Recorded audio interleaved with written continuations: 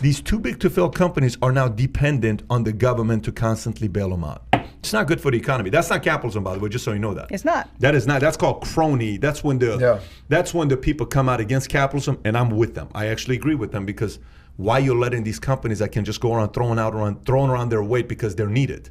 What companies come to mind? Like Bear Stearns obviously folded during 2008, right? Bear Stearns was clearly not too big to fail. They were not what on companies should have failed this time around? Some cruise lines, some airline companies. Oh. What other companies should have failed this time around? Look, it's not.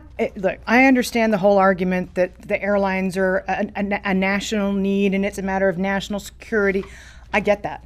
But when you spend 96% of the money that you make on share buybacks, and then you have to go to the government for a handout, and when you're up late at night, throwing threats out there, we're going to fire everybody if we don't get the stimulus tomorrow. When you're putting the feet to the fire of the politicians and the taxpayers of the United States, by the way, and you paid yourself all the bonuses and you've got your vacation homes and you're not missing a meal at all, but yet you're holding other people hostage because you didn't run your business efficiently enough to plan for a rainy day. By the way, Delta, cleanest balance sheet in the country, they haven't had to push through with layoffs because they didn't take too much debt on. And they're a different story. And so why don't we reward the companies that plan to survive whether there's a bump in the economy or not, as opposed to rewarding the companies that can only survive if everything's going perfectly. And when the peanut butter hits the fan, then we have to go bail them out. Since you talked about airlines, let's talk about this. 30,000 airline jobs hang in the balance as lawmakers debate. Airlines agreed last spring not to lay off or furlough any workers until October 1st as a condition of a $25 billion infusion of federal aid, now bearing a last-minute agreement on how much to spend on a pandemic relief package for the country. Nearly 50,000 airline workers are set to be furloughed Thursday, right? And then Pelosi goes back. They're going back and forth. She's asking for the $2.2 trillion. There was a little bit of a pushback yesterday, so they came back. Nothing was finalized. American Airlines Group has warned that furloughs of 19,000 employees will start when existing U.S. payroll support runs out at the end of the day, Wednesday. Oh, they announced it last night. United Airlines Holdings said earlier this week that it was planning to cut 12,000 jobs, and smaller carriers are set to make additional reductions as well. So the layoffs could cap job losses, already total 150,000 at the nation's 4 largest carriers, based on employees who have left voluntarily or taken temporary leave. So what's going on with the airline? Are we recovering? By the way, Kai, before she responds, can you pull up the TSA flight sheet to see how many people are traveling on a daily basis? But go ahead, Danielle. So we are not. And I'll tell you why.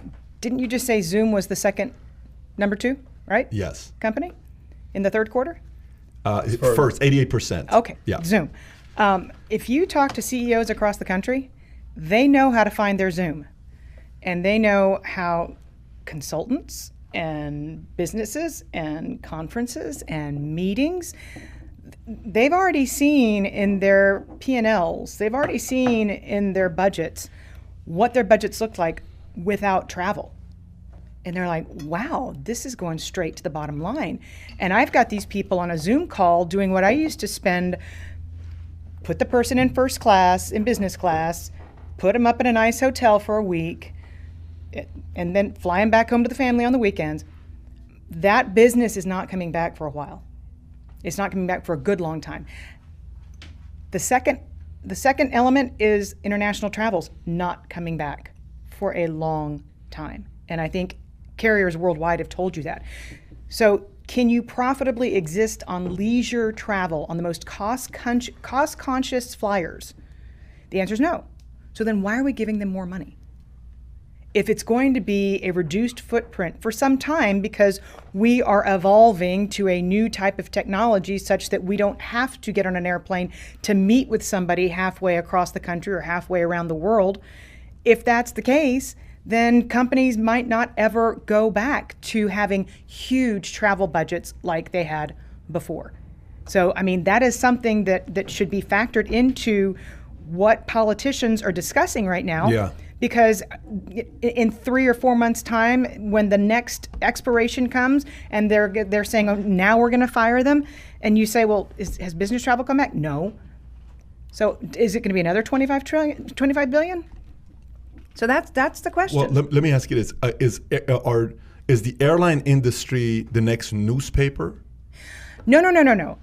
People will still want to go places, and the next supersonic jet is the next technology, the next generation of air travel is in the works. It is, but it's going to be. This is like New York real estate. Yeah, it's going to be a long time. What's a long time? What's a long time? Decades? I don't know that it's going to be decades. I don't know that we'll ever go back to where we were before. Yeah. Ever. And I don't think that the footprint will ever need to be as big as it is. I don't think capacity, the bigger layoffs we're seeing is with aircraft manufacturers. I mean, look, 3 to 4% EBITDA. You're not dealing with big margins. So, and everybody keeps saying, "Oh, our flights are cheaper. Our flights are cheaper. Our flights are cheaper. Our flights are cheaper. Right. Our flights are cheaper." They're competing on flights, not service. Right. That's why I'm saying the leisure traveler is not where the margins used to be. It was the guy in first class who was like, "I'm concierge key at American Airlines. Yeah. I'm total road warrior. I live to fly." That's not coming back anytime soon. I kind of don't disagree, by the way. That's what's weird. If you look at this here, this is daily travel, right? This is on the TSA site on how many travelers we had on 9/30 versus how many travelers we had a year ago in 2019. Look at that. 634 was yesterday. Last year, same exact day, 2,082,000, right? Yep. Let's see what's the highest number we cracked. Did we crack 1 million at all? So I see 873 right there. Let's see if there's a number bigger than 873. Labor Day was pretty. Keep going lower. 935. Okay, 935. 968 that's was Labor the high. Day. That's Labor Day. That's right. Keep going higher. Keep going. And then July 4th was the other peak. Let's see what the other one is. Go to July 4th.